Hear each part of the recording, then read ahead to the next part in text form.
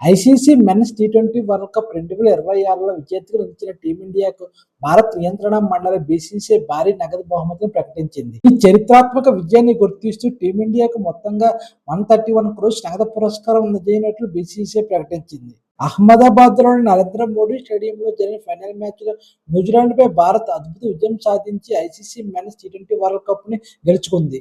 ఈ విజయంతో భారత్ వరుసగా రెండోసారి టీ20 వరల్డ్ కప్ గెలుచుకుని టైటిల్ను విజయవంతంగా కాపాడుకుంది. అంతేకాకుండా టీ20 వరల్డ్ కప్ చరిత్రలో టైటిల్ను రిటర్న్ చేసిన తొలి జట్టుగా కూడా భారత్ కొత్త చరిత్ర సృష్టించింది.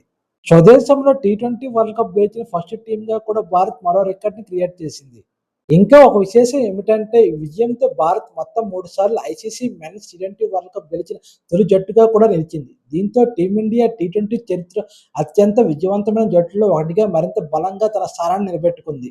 ఈ చరిత్రాత్మక విజయాన్ని సాధించిన ఆటగాళ్లకు, కోచింగ్ స్టాఫ్కు మరియు సెలెక్టర్లకు బీసీసీఐ మరోసారి అభినందనలు తెలిపింది. భవిష్యత్తులో కూడా ఇదే విధంగా విజయాలు సాధించాలని కోరుకుంటున్నామని అన్నది. 2024లో రోహిత్ శర్మ కెప్టెన్సీలో టీమిండియా టీ20 వరల్డ్ కప్ టైటిల్ను సొంతం చేసుకున్న విషయం తెలిసిందే.